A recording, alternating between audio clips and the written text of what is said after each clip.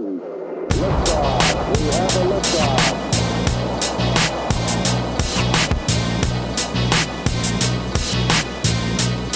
Maintaining momentum.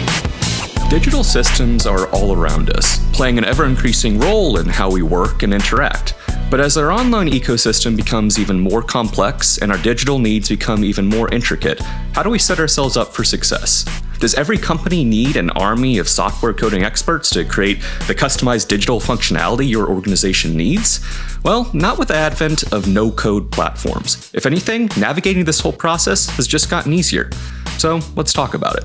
Hey everyone, welcome to Momentum, a podcast by Jotform where we talk about the technology, productivity tips, best practices, and strategic insights that help us move forward in business and in life. I'm Elliot, your host, and today I'm here with Art West, CEO of NoCodeDevs, to talk to us about the no-code movement.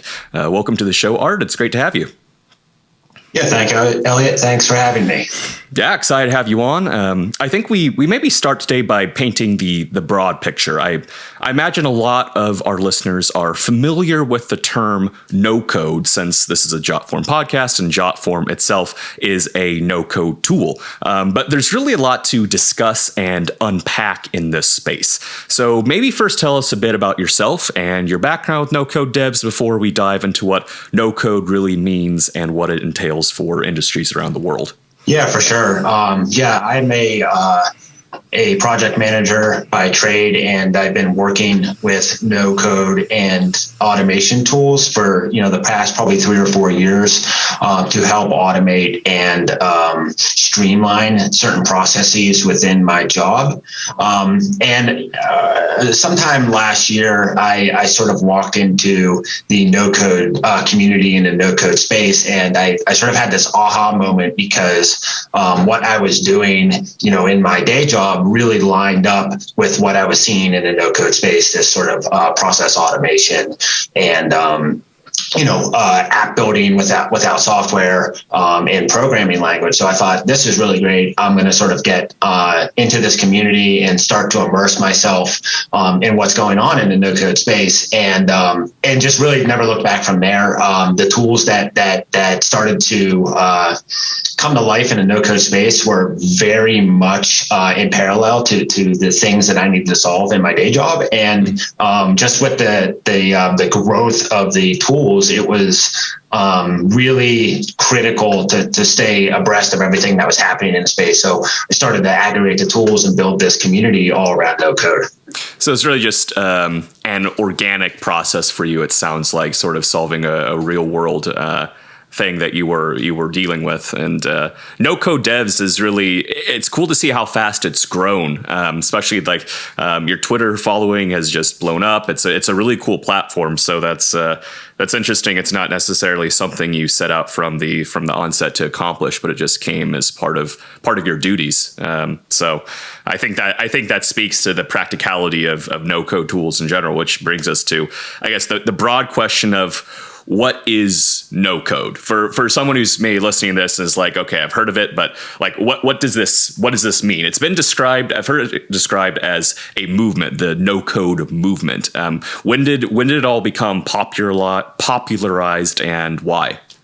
Yeah, I think that's accurate to say that it is definitely considered to be a movement at this point. It probably, if you look at like Google Trends, I think it lines up almost exactly with the pandemic last year. So I don't know if that's sort of coincidence or by design, but that's certainly when it started to really gain a lot of traction in sub communities, social media, that kind of thing. I think that we all know that some of these tools that are no code tools have been around prior to when it became popular, but I think that's when it really started to pick up steam, was right around the beginning of last year. And I think no code, just sort of like as a definition, is essentially a way for programmers and non-programmers to create software and applications using visual tools rather than traditional programming languages. So that would be sort of how I best define no code, is through the use of like graphical tools rather than code.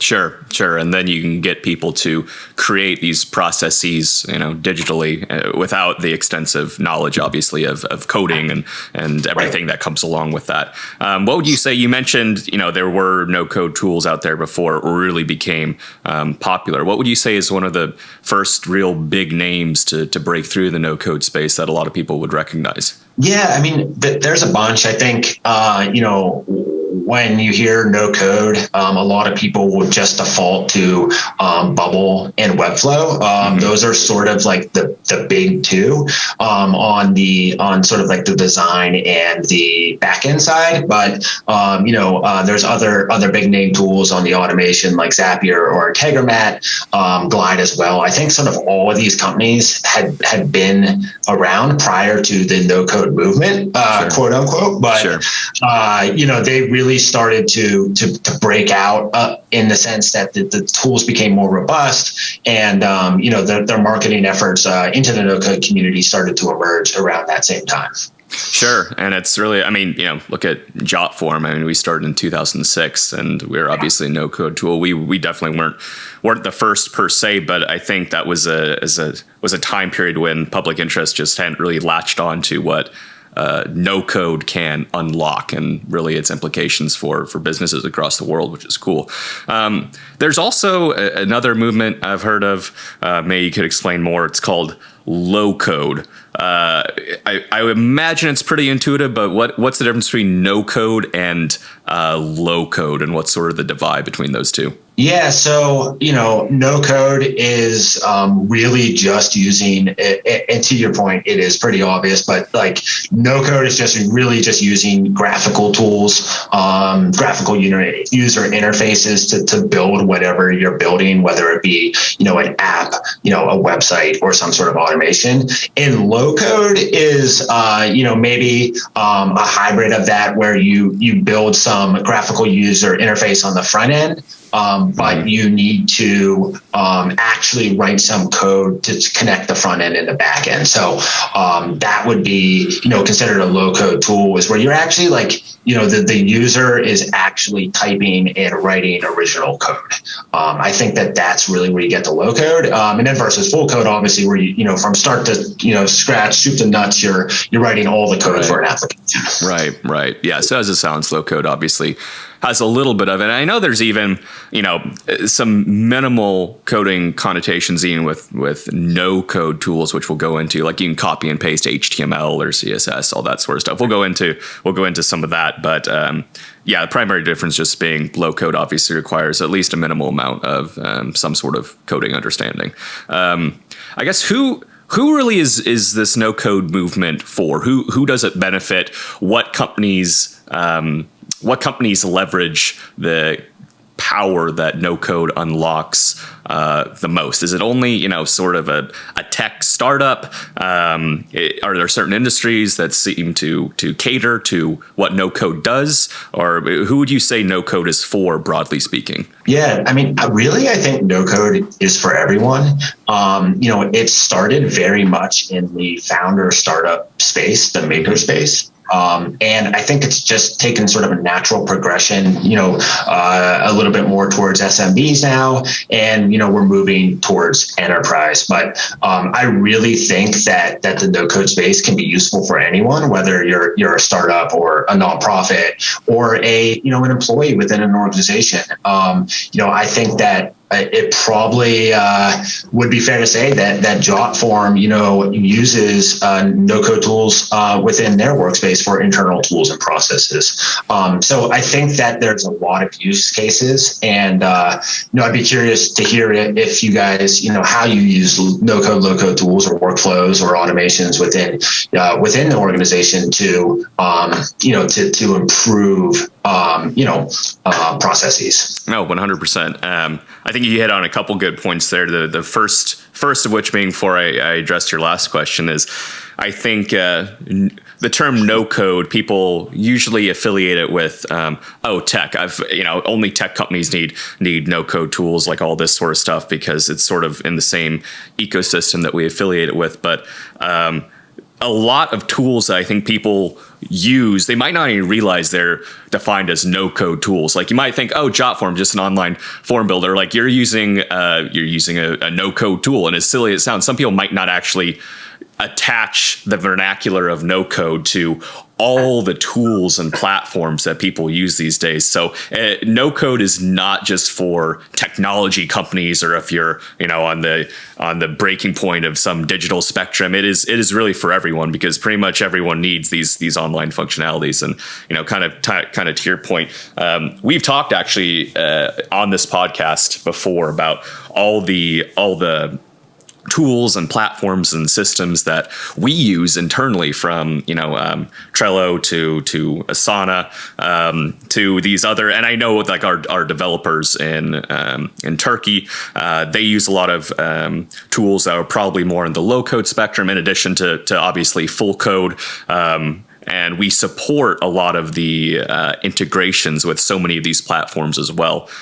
So we at Jotform, which is a no-code tool, we are surrounded by other no-code platforms, and we integrate with them, and we have connections with them. So it's really kind of cool to back up and see the ecosystem that no code encompasses, because it truly is everywhere, especially in our technology space, but just how it relates to all of our users. Because I mean, to some extent, our users use not only Jotform, but they are probably using other no code integrations that we also support and we also use internally. So it really is a full ecosystem in and of itself. And I think that's something until I was even researching this episode a little bit, I didn't even realize the extent of that and how it really is all around us. So I guess kind of segueing from that, if we are going to narrow in on the tech industry a little bit, just because we were talking about that, and obviously that's what Jotform is in, what implications would you say no code entails for really the future of the tech industry at large? I mean, obviously many other industries will benefit from it, but it is no code is in the tech industry technically. And what is the future of that look like for startups, for apps, for website builders? Obviously Jotform has functionality when it can build an online form, but people can use no code tools to actually build these other things that are essentially also no code tools. Like it's really kind of inception when you think about it. I don't know. Could you speak a little bit to that? Like what does no code really entail for the tech industry at large, and this huge step forward? Yeah, I mean, it's a huge win for the tech industry, I think. And there's, all this chatter, it seems like all the time about, no code is not good for developers. But I think that most developers really, when you get down to talking to them, will say that no code is good for them too. And anytime they can use some tool to speed up the development process, they're going to do that. So I think that's the first point. Is it really for the tech industry, it allows for a much faster and cost effective development process and life cycle. It allows for companies, startups, organizations, people within companies to test ideas quickly, get the MVP faster, and really sort of put your idea out there to the world before getting into the like serious weeds of hiring a development team and going through all the traditional very long steps and processes that would be involved with building an application or a website or some sort of internal tool.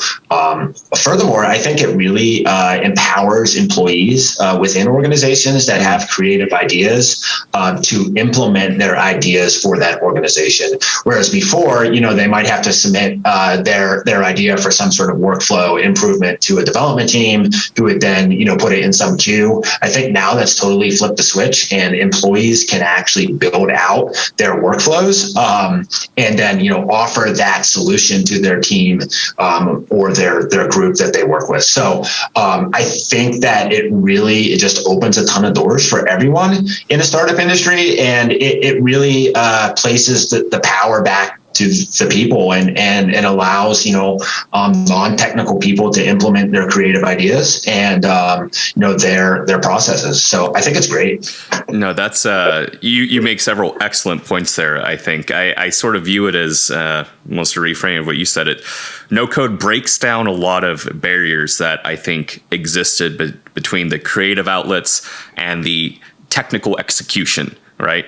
Because it takes just a fantastic amount of work and knowledge to obviously code an app or code a website, and to have that level of expertise on something, but also to have the creativity and the spontaneity and the ability to think broader and do it. Those are two skill sets that aren't often associated. They definitely can be. You can have an absolute visionary who also is just a whiz at coding, but generally you see one or the other, and no code tools really breaks down that barrier. So you don't have to be a whiz at coding to be able to do this. And I think maybe this isn't true, but I imagine that early on there was potentially for companies even a bit of a stigma for no code tools when they first started out, because they're like, oh well, this is cheating, or it's a shortcut, or we're going to do it real. Maybe that's not the case, but when it's just starting out, that just seems to be what happens for a lot of new innovations, and people start to accept and realize shortcuts are good. I mean, it's still based off good code. There's nothing wrong with a shortcut. It's not cheating. That's what these tools are here for. So it helps corporations as well as individuals. And it's really cool to see how the movement has gathered momentum as it progresses. And we'll get a little bit more into the future of no code later on, but let's narrow down a little bit, drill down to specifics. We've been talking sort of high level concept, but what would, in your estimation, obviously from your area of expertise, from where you sit, what are some of the best no code tools out there? Yeah, that's a really good question. And it depends. Sure. So I get this question a lot, just being in the sort of on the tip of the spear, so to speak, in the no code space. I get a lot of, messages and questions about, hey, I'm building such and such app. What's the best no code tool to use? And, really, the only way to answer that question is to have a very complete set of requirements and know where you're going, which is the, same with anything. So I think that there's a lot of really good tools out there, but they're not so good if you're not understanding the power of that tool and the best use case for that tool. And you're, you wouldn't want to build, a all front end marketing site in Bubble, for instance. Right. So you can be really excited about using Bubble, but if you don't need all the functionality of Bubble, which is really like a full stack type of builder, you probably are just going to waste a lot of time and energy trying to figure out how to make that site work, where you could use a much easier site builder to accomplish the same task. So I think that getting into it like a little bit more granularly, like the front end type of stuff, I think Webflow is really good. It has a very low learning curve. It requires some limited maybe CSS understanding and hierarchy type of stuff, but you can definitely get into Webflow, start with some sort of clonable template and sort of like deconstruct it and figure it all out. So I think from a front end point of view, Webflow is very good. Full stack, I already mentioned it, but Bubble is definitely a very robust platform, and it has a really good community to kind of go with it. So, if you get stuck, just like code, sort of Google the answer, and you'll be able to find 99% of the time a solution, because it's just such a prolific and widespread community. And automation, I think, doesn't get all the attention it deserves in the no code community, but one of the big things with no code is connecting tools together. And the automation tools that are out there, like Zapier and Integromat, and I think Jotform actually has a Zapier integration. So that allows essentially two different APIs or software products to talk to each other. So I think you can't talk about no code without talking about tools like Zapier and Integromat that make different software products work together and talk talk to each other. So that's sort of like front end, full stack, automation. And then, there's a lot of talk recently about back end and no code back end as well. As the people and the organizations that are using no code tools become more advanced and more technical and like more enterprise or like medium to large businesses, I think back end and scalability is really important. Mm-hmm. So tools like Xano or Backendless, Airtable even, all of these tools are no code tools that people are using for their back end and sort of their data management. So that's sort of the landscape, and in between there's a lot of other tools that are available, but those are sort of the big names in this space. And in between there's a ton of sort of like operation tools like Notion and Coda and Adalo and Glide. And then you can't talk about no code without forms. So Jotform is huge for workflow automation, form approvals, spreadsheets as well. So there's just a ton of stuff out there. Appreciate the plug there, first and foremost. Yes, but what I'm gathering from this is that there is no one solution fits all, unless you just have a very specific use case. And if you find a no-code tool that does it all, I'd be really surprised if it does everything as well as a lot of these tools that specialize in one or the other. So also on this podcast, one of the last episodes, we talked about building your tech stack, and it really is supplemental to this. A lot of tools you'll use in a tech stack are no code tools. You need to identify, what tools are right for your projects and what you actually need to accomplish, because you're probably going to need several. And where do you even start to decide and pick what no code tools are best for what you need? Like, that's a very broad question, but there's lots of tools out there, but how would you even start to explore? Yeah, somebody probably needs to set up like a really complex workflow that guides you from start to finish to pick the perfect tool, right? Because a lot of people ask that question, and it's a tough one. Yeah, it's great. That's a business opportunity for someone for sure. Yeah, I think the best thing you can do really is, have good requirements for your project. And then and outlines. And once you have that, really just like immerse yourself in the community. Mm-hmm. So what does that mean? That means Twitter or Reddit. The code space on Twitter is very, very active. Or if you think that, let's just say Webflow might be a really good tool for your project, or Jotform might be a really good tool for your project, I would recommend like getting into, that product's forums and just sort of like posting a high level overview of your project. And more likely than not, because the community is so engaged, somebody will like hop in and probably give you really good feedback on whether or not the tool can help solve your problem. So I would definitely do that before just trying to build, because again, you might sort of go down the wrong path without even knowing it, and then hit the gotcha moment at some point and have to restart. So no, that's good advice. I think that's where it's nice this has been really described as a movement, because like you said, there is a surprisingly strong community out there around no code. And I use, the word community as you did, I think very intentionally, because it really is that. You do have a lot of support out there, people who are very vested in this, people are very passionate about it. And, even from like the NoCodeDevs Twitter and the engagement that you get and stuff like that, you just see how people are, even from that example, really invested in the no code movement. And you can almost crowdsource this a little bit. So I think that's definitely an excellent recommendation. Now, we've talked a little bit in brief about some of these specific terms, and I feel like we should try to clarify somewhat for some people who may not have, like me, a true grasp of what these all entail. So we've mentioned CSS, API, like markup language, and sort of broad terms, again, for those who might not be as familiar with all the functionality like yours truly. Could you elaborate just a bit on what these components are from sort of a layman's perspective and how they function within the scope of no code?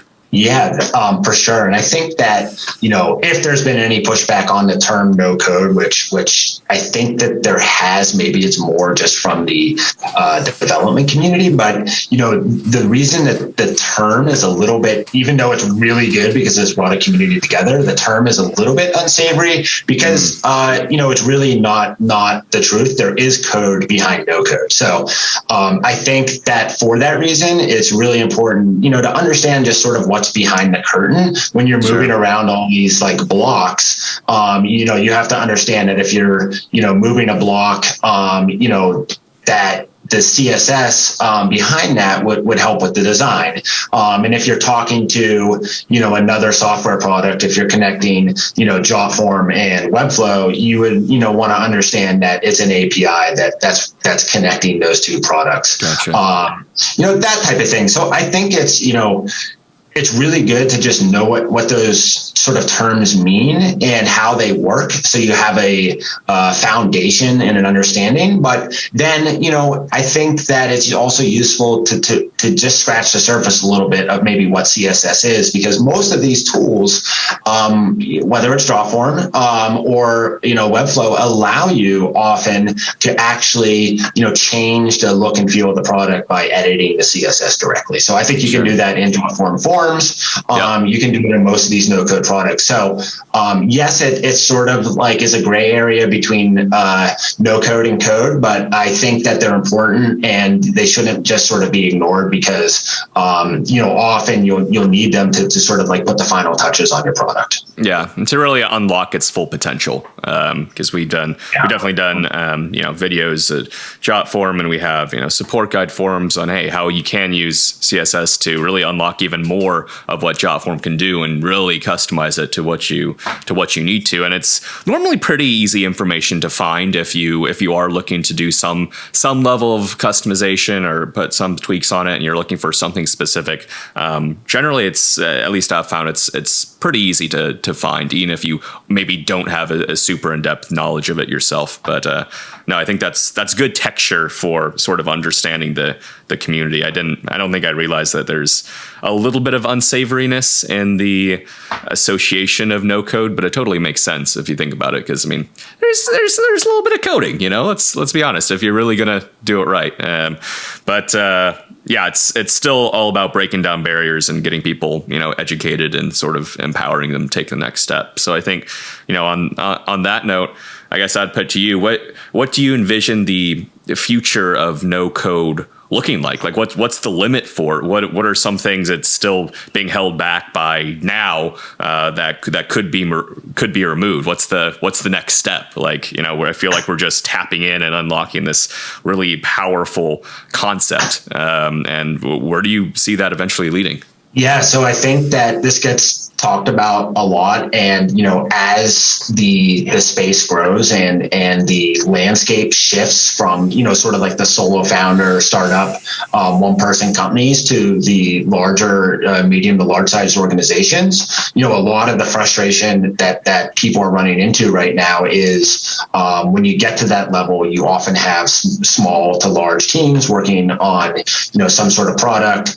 You have where you need all the things like multiplayer access, version control, security, scale, sort of all the things you get like in a traditional development environment. So, agnostic backends, stuff like that. I mean, some of that gets sort of technical, but, there are a lot of companies that are working on, improving that. I mean, I think one of the big things for me that gets me a lot is just multiplayer. So, if you need, multiple people working in some project at the same time, a lot of these, tools don't even have that capability. As you can imagine, it gets really hard if you have a small team working on a project, if everyone just sort of has to sit around and wait while the other person works. So that's where it's going. And I think that also there's a huge movement towards just internal tools. So a lot of sort of people think customer, facing apps, B2C with no code, but really internal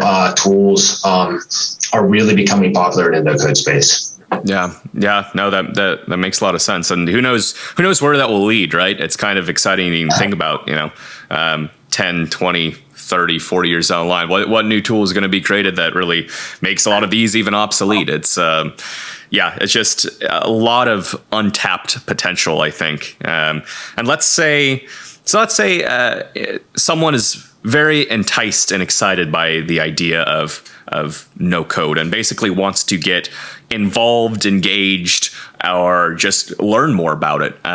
Where do they turn to? Where's the best place to really get started if you're just potentially an enthusiast who just wants to get educated and somehow engage with the community? Yeah, so fortunately, as we touched on, the community is really, really strong, and it doesn't just have to be, Twitter. There's really strong subreddit communities. There's Facebook groups, and again, within the products themselves. So just to use as an example, Webflow or Bubble, the product forums for those tools, or Glide even, are very strong. So I would recommend just sort of like immersing yourself in those communities and getting, even if you're not engaging, just reading through what's there, so you can really start to get a grasp for what people are doing, what people are building, where the problems are, what the limitations are.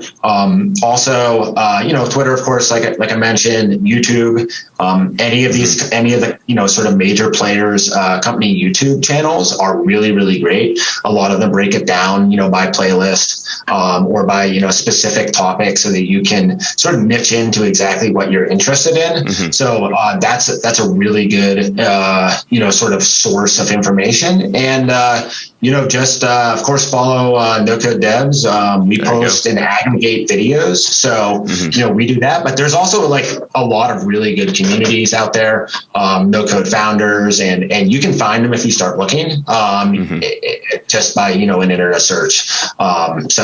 Just get involved with the community. Yeah. Dip your toe in the water. Got to start somewhere. Yeah. No, that's awesome. Yeah. I love it.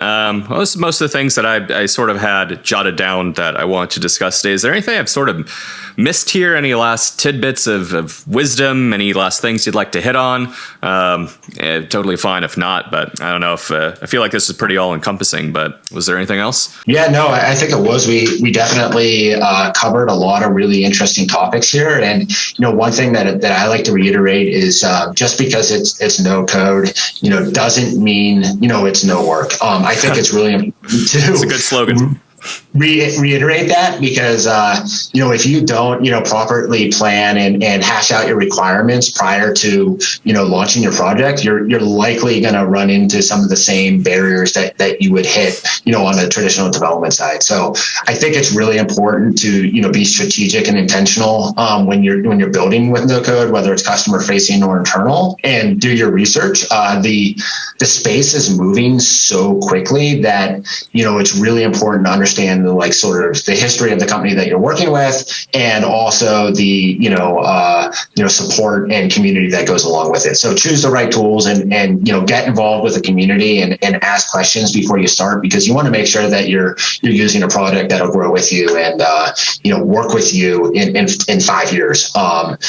So there's that sort of element to it that I think you have to watch out in such a quickly growing landscape. 100%. Rapidly changing is the name of the game with no code, and it definitely behooves anyone to be aware of that and to set themselves up for success. Because as you said, it doesn't mean even a no code automation platform doesn't actually you still have to set up the automation to take advantage of the automation capabilities. It doesn't mean it's no work. You just have to be intentional, and it ultimately empowers you to just do much more, but it still takes some intentionality to actually get there. Well, I think this has been really some great insights today. So thank you, Art, so much for coming on the show. Really appreciate your time. I've learned a lot today personally. I hope any of our listeners out there have. Please check out NoCodeDevs.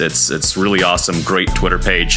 If you do want to get more engaged with the community, that's a good place to start, along with some of the other resources we mentioned. And of course, don't forget, Jotform is also a no-code tool. So if you use us, you're a no-coder, technically. Anyway, thanks again, Art. Really appreciate it. And we'll catch you next time. Yeah, thank you so much for having me. It's been a lot of fun. Take care.